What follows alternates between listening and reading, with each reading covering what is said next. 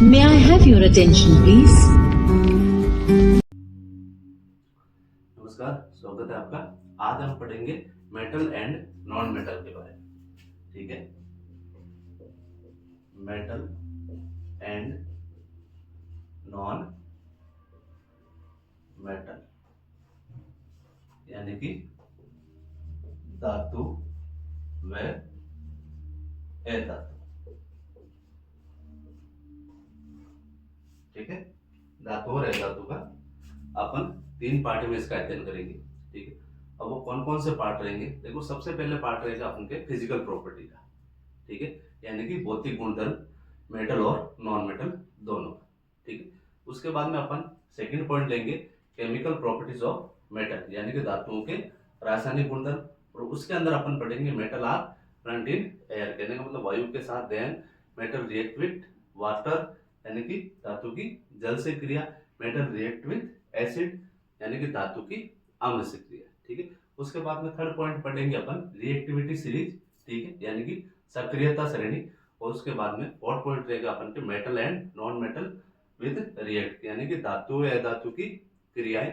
फिर properties of ionic compound. ठीक है, यानी कि आयनिक यौगिकों के गुणधर्म पढ़ेंगे। फिर ऑक्यूरेंस ऑफ मेटल्स, यानी कि धातु की प्राप्ति किस प्रकार होती है। ठीक है, और इनचेंजमेंट ऑफ और, यानी कि उसके बाद में जो अयस्क होते हैं उनका समृद्धिकरण करेंगे अपन। ठीक है, और फिर पढ़ेंगे अपन एक्सट्रैक्शन ऑफ मेटल्स, यानी कि धातुओं के निष्कर्षण के बारे में। ठीक है, धातुओं का निष्कर्षण अपन 3 पॉइंट के आधार पर पढ़ेंगे, क्योंकि जो रिएक्टिविटी सीरीज है, ठीक है, उस रिएक्टिविटी सीरीज में जो सबसे पहले अपन पढ़ेंगे जो सबसे नीचे के जो धातुएं होती है उनका शुद्धिकरण। Extracting metals low in the activity series, सबसे पहले लो का। फिर अपन के मीडियम के अंदर अपन पढ़ेंगे रोस्टिंग और कैल्सिनेशन, यानी कि भर्जन और निष्ठापन के बारे में। और थर्ड पॉइंट रहेगा अपन के कौन सा, top of the activity series. ठीक है, यानी कि उसके अंदर अपन पढ़ेंगे इलेक्ट्रोलिटिक, इसकी रिफाइनिंग के बारे में, यानी कि विद्युत अपघटनी परिष्करण के बारे में। और सबसे लास्ट पॉइंट रहेगा अपन के कोरोसियन, यानी कि संसरण और प्रिवेंशन ऑफ कोरोसियन, यानी कि संसरण से किस प्रकार की सुरक्षा की जाती है। ठीक है, तो सबसे पहले पॉइंट रहेगा अपन के फिजिकल प्रॉपर्टीज।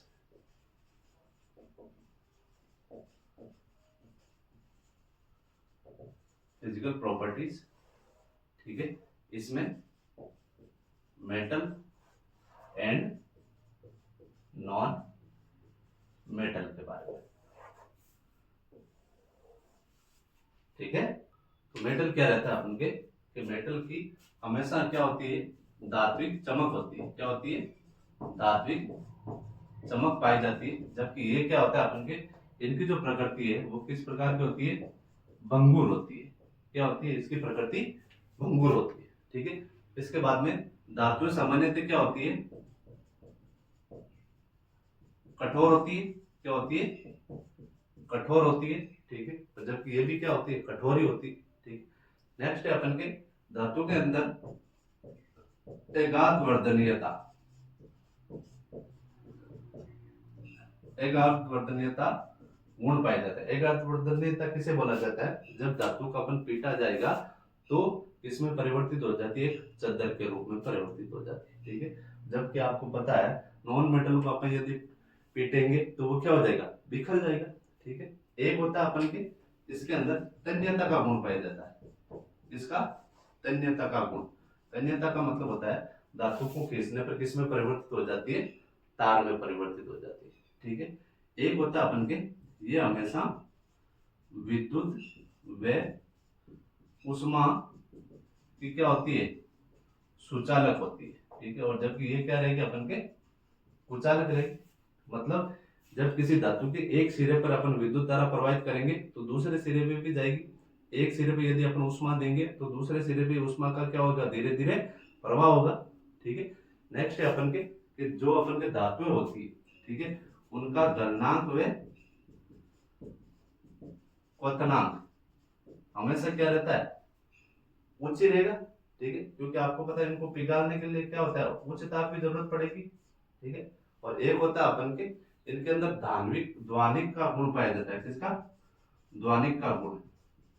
ध्वनिक गुण का मतलब होता है कि जब इसको अपन पीटेंगे तो इसके अंदर क्या आएगी, आवाज उत्पन्न होगी। ठीक है, तो ये पाया जाता है अपन के इसके ध्वनिक का गुण।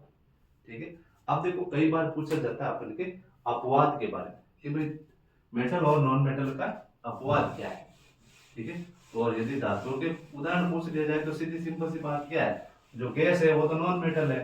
ठीक है, और जो बाकी धातुएं हैं जैसे सोना चांदी लोहा वगैरह ये सब क्या है, धातुएं हैं। ठीक है, ज्यादातर पूछा जाता है अपन के अपवाद के बारे में।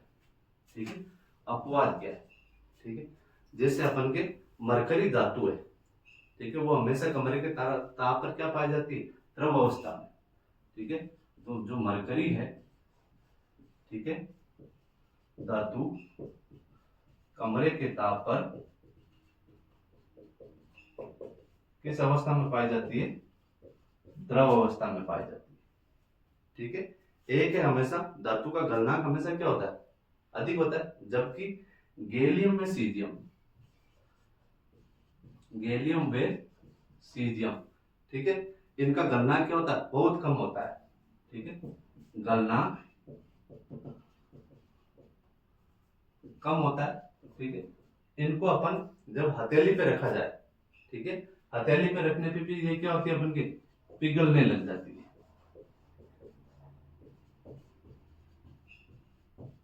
पिघलने लग जाती है। ठीक है, और एक है अपन के आयोडीन। आयोडीन क्या है, ए धातु है। ठीक है, आयोडीन ए धातु होते हुए भी क्या होता है अपन के, चमकीला होता है। ठीक है, और एक अपन के लिथियम, सोडियम और पोटेशियम, ये तीनों धातु क्या है अपन के, इतनी मुलायम होती है। ठीक है, कि इनको चाकू से भी काटा जा सकता है, चाकू से भी काटा जा सकता है। ठीक है, और एक कार्बन क्या है अपन के, ए धातु है, कार्बन, ये क्या अपन के, ए धातु है। ठीक है, लेकिन इसके जो विभिन्न रूप होते हैं, जो हीरा है, ग्रेफाइट है, ठीक है, कहने का मतलब इसके अपर रूप, हीरा वो क्या होता है, हमेशा कठोर व चमकीला होता है। ठीक है, और जो ग्रेफाइट है ये है अपन के विद्युत का सुचालक। ठीक है, और जबकि आपको पता है कि जो ए धातु है विद्युत की क्या होती है, कुचालक होती है। ठीक है, तो ये इंपॉर्टेंट है, ध्यान रखना। ठीक है, नेक्स्ट है अपन के पॉइंट कौन सा, केमिकल प्रॉपर्टीज ऑफ मेटल, यानी कि जो अपन के रासायनिक गुणधर्म है किसके, धातु के। ठीक है, केमिकल प्रॉपर्टीज ऑफ मेटल। ठीक है, सेकंड पॉइंट रहेगा अपन के, पहला पॉइंट अपन ने पढ़ा कौन सा, फिजिकल प्रॉपर्टी के बारे में, सेकंड पॉइंट कौन सा अपन के, केमिकल प्रॉपर्टी के बारे में। ठीक है, तो नेक्स्ट है अपन के second point, chemical property.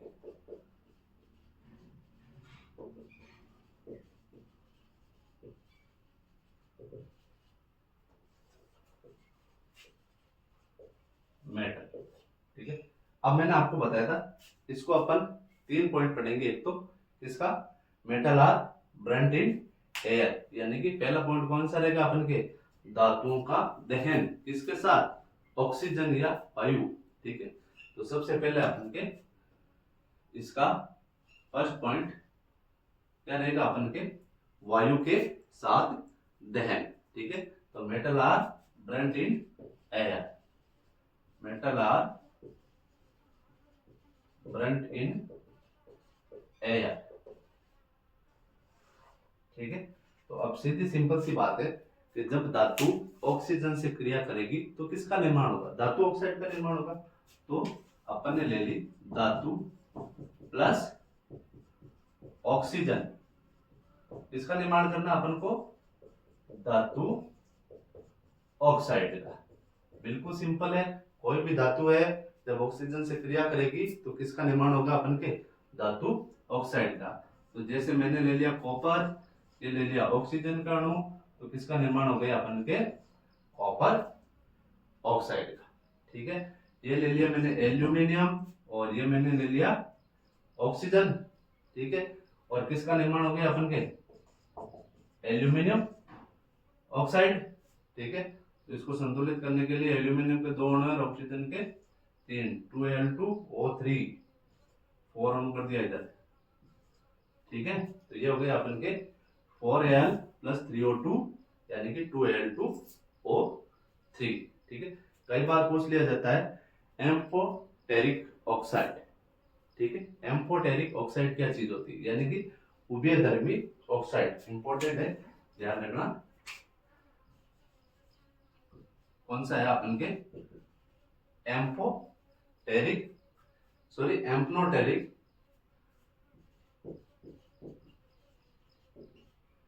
Oxide, यानी कि उभयधर्मी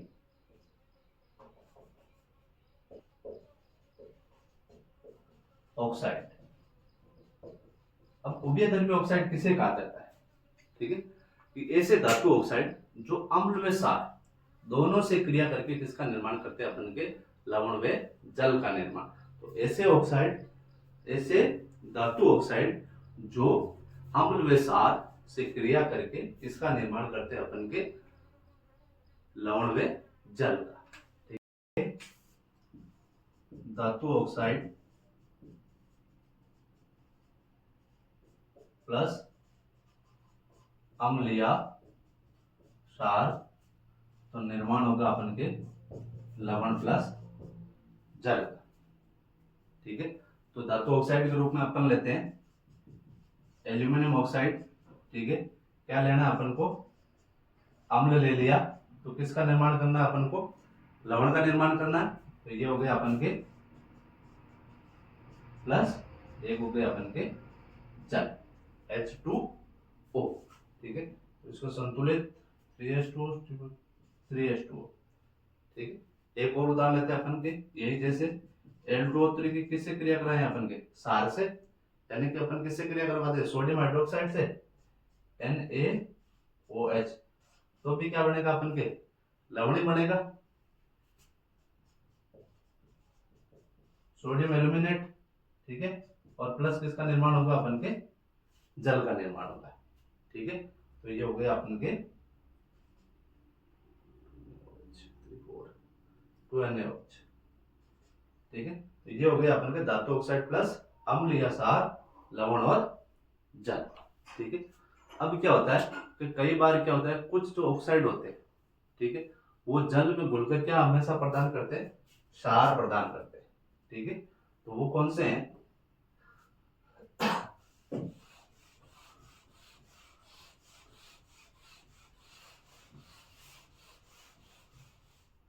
कुछ ऑक्साइड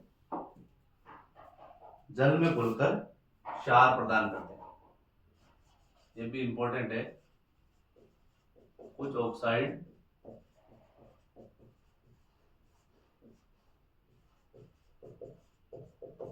जल में घुलकर क्या प्रदान करते हैं, क्षार, ठीक है।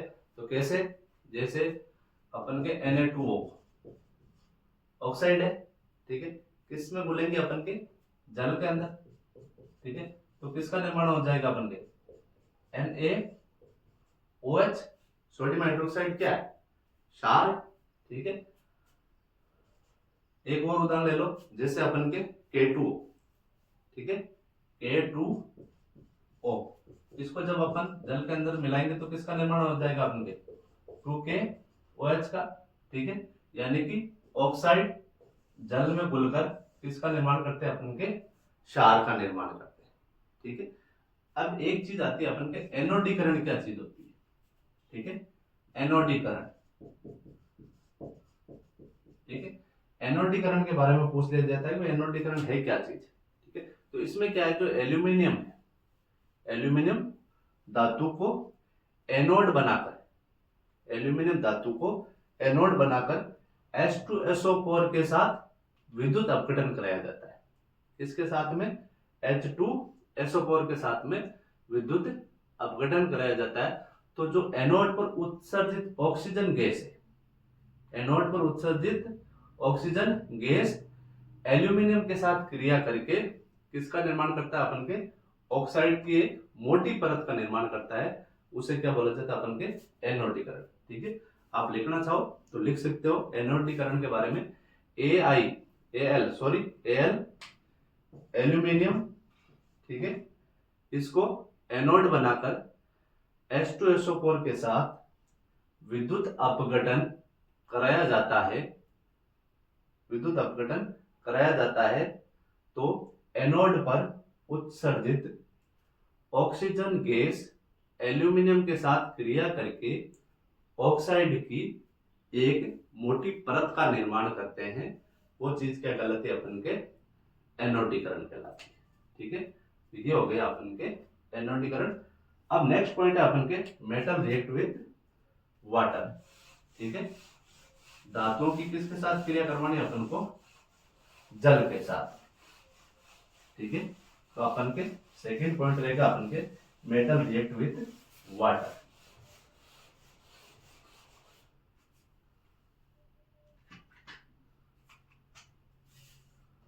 Second point, metal react with water.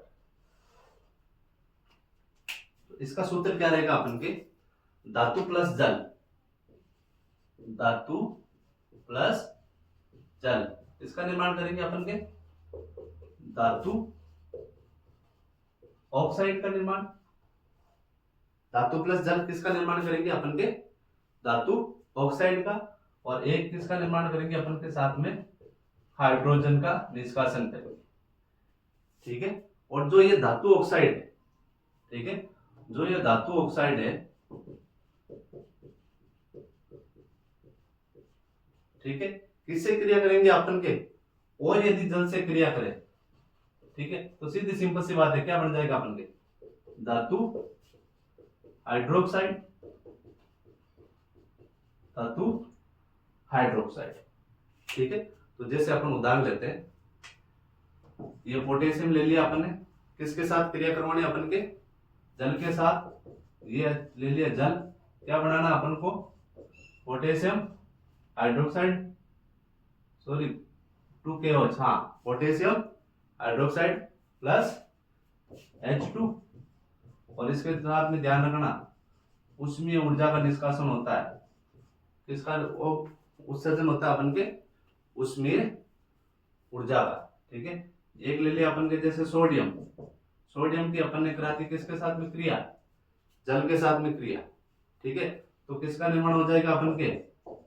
Sodium hydroxide का, H2 प्लस उष्मीय ऊर्जा। ठीक है, एक धातु अपन ले लेते हैं जैसे कैल्शियम, इसकी क्रिया करवा दी किससे अपन ने? किसके साथ में? जल के साथ में। तो किसका निर्माण होगा अपन के? CaOH2, कैल्शियम हाइड्रोक्साइड और हाइड्रोजन के साथ में। ठीक है, आप देखो ज्यादातर पूछा जाता है अपवाद, जो मैग्नीशियम है, ठीक है, वो कभी भी शीतल जल से अभिक्रिया नहीं करती है, शीतल जल से अभिक्रिया नहीं करेगी। क्यों? क्योंकि जब अभिक्रिया होती है तो जो जल के अंदर हाइड्रोजन के जो बुलबुले पाए जाते हैं, ठीक है, वो मैग्नीशियम की जो सतह है उसके क्या हो जाते हैं? चिपक जाते हैं, जिससे वो क्या होता है अपन के जल के अंदर तैरने लग जाते हैं, वो उनसे क्रिया नहीं कर पाते हैं। ठीक है, तो ध्यान रखना, मैग्नीशियम शीतल जल से अभिक्रिया क्यों नहीं करता है? क्योंकि जो जल के अंदर पाए जाने वाले हाइड्रोजन के जो बुलबुले हैं वो उसकी सतह से क्या है? चिपक जाते हैं, जिससे वो क्या होता है कि उसके अंदर तैरने लग जाते हैं। ठीक है, और एक चीज अपन के, एक चीज और इंपॉर्टेंट, जो अपन के एल्यूमिनियम है, ठीक है, एल्यूमिनियम, जिंक और आयरन, एल्यूमिनियम, जिंक और आयरन हमेशा जल वाष्प से क्रिया करते हैं। किससे क्रिया करते हैं? जल वाष्प से क्रिया करते हैं। ठीक है, तो जल वाष्प से क्रिया किस प्रकार करेंगे? जैसे ले लिया अपन ने एल्यूमिनियम प्लस जल वाष्प रहे तो सूत्र भी क्या रहेगा? वही रहेगा अपन के H2O। ठीक है, तो किसका निर्माण करेंगे अपन के, एल्यूमिनियम ऑक्साइड का निर्माण करेंगे, Al2O3 प्लस H2, ठीक है। तो ये हो गया अपन के H2, ठीक है। अब जैसे एक और उदाहरण लेते हैं अपन के आयरन का। आयरन का अणु लिया, उसके अंदर क्या मिलाया, जल मिलाया, कौन सा, वाष्प के रूप में, ठीक है। तो ये हो गया अपन के Fe3O4 प्लस H2, ठीक है। यानी कि अपन के ऑक्साइड का निर्माण होगा और हाइड्रोजन गैस का निष्कासन होगा, ठीक है। और एक और चीज वेरी इंपॉर्टेंट, कौन सी धातुएं जल से क्रिया नहीं करती है, तो वो है अपन के एक तो लेड, कॉपर, Au और Ag, कहने का मतलब सोना और चांदी, ओरम और सिल्वर, ठीक है। ये जो धातुएं हैं वो अपन के जल से अभिक्रिया नहीं करती, ठीक है। अब है अपन के तीसरा point, metal react with acid. Metal react with acid,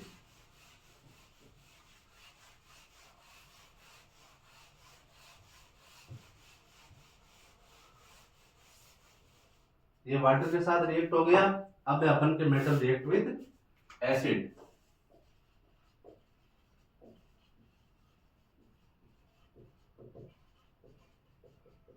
यानी कि धातु की किससे क्रिया, अम्ल से क्रिया। तो सीधी सिंपल सी बात है, धातु प्लस अम्ल वही चीज बनेगी अपन के लवण और हाइड्रोजन, लवण और हाइड्रोजन, ठीक है। तो जैसे अपन ने ले लिया धातु कॉपर, इसके साथ अभिक्रिया करवा दी किसकी, HCl की, ठीक है। तो बन गया अपन के लवण, कॉपर क्लोराइड और हाइड्रोजन, ठीक है। तो इसको संतुलित कर दिया, ले लो आप, ठीक है। तो कॉपर हाइड्रोक्लोरिक अम्ल, किसका निर्माण हो रहा है अपन के, कॉपर क्लोराइड जो लवण है, और कौन सी गैस का निष्कासन हो रहा है अपन के, हाइड्रोजन का, ठीक है। एक चीज और, जो HNO3 है, HNO3 ये क्या है, प्रबल ऑक्सीकारक है। क्या है, प्रबल ऑक्सीकारक है। ये धातु से क्रिया करके हाइड्रोजन गैस उत्पन्न नहीं करता है, ध्यान रखना। ये धातु से क्रिया करके हाइड्रोजन गैस उत्पन्न नहीं करेगा, H2 का उत्पन्न क्या होगा, नहीं करेगा, क्योंकि ये क्या है अपन के प्रबल ऑक्सीकारक है। कौन, HNO3 प्रबल ऑक्सीकारक है, ठीक है। ये क्या करता है अपन के, जो उत्पन्न हाइड्रोजन को किस में परिवर्तित कर देता है, जल के अंदर परिवर्तित कर देता है। जो ये हाइड्रोजन है, ठीक है, इसको किस में परिवर्तित कर देगा, जल के अंदर। किसके अंदर परिवर्तित करेगा, जल के अंदर। और खुद किस में परिवर्तित हो जाएगा, कौन, ये HNO3, ये किस में परिवर्तित हो जाएगा, अपन के ऑक्साइडों के अंदर। किस में परिवर्तित हो जाएगा, अपन के ऑक्साइड के अंदर। ऑक्साइड कौन कौन से इसके, एक तो देखो N2 है, NO है, NO3, ये सारी चीजें क्या अपन के ऑक्साइड है, ठीक है। इसलिए ये क्या अपन के, जब HNO3 धातु से क्रिया करता है तो अपन के हाइड्रोजन गैस उत्पन्न नहीं करता है। क्यों, क्योंकि ये क्या है अपन के प्रबल ऑक्सीकारक है, ठीक है। ये जो हाइड्रोजन है वो क्या बन जाता है अपन के, जल बन जाता है, और HNO3 किसके अंदर परिवर्तित हो जाता है, अपन के इसके ऑक्साइड, यानी कि नाइट्रोजन ऑक्साइड, NO3, इनमें क्या हो जाता है, हमेशा परिवर्तित हो जाता है। ये सिर्फ अपन के मैग्नीशियम और मैग्नीज व मैग्नीशियम, इन दो से ही क्रिया करके क्या उत्पन्न करता है, अपन के हाइड्रोजन गैस उत्पन्न करता है। कौन, HNO3, ठीक है। तो ये है अपन के HNO3। एक कई बार पूछ लिया जाता है एक्वारेजिया, आपने पढ़ा होगा एक्वारेजिया। एक्वारेजिया क्या चीज है, इसको बोला जाता है रॉयल जल। क्या बोला जाता है अपन के, रॉयल जल, ठीक है। तो रॉयल जल है वो किससे बना होता है, एक तो सांद्र HCl प्लस HNO3, सांद्र नाइट्रिक अम्ल, ठीक है। इन दोनों के मिश्रण से किसका निर्माण होता है? अपन के रॉयल जल का।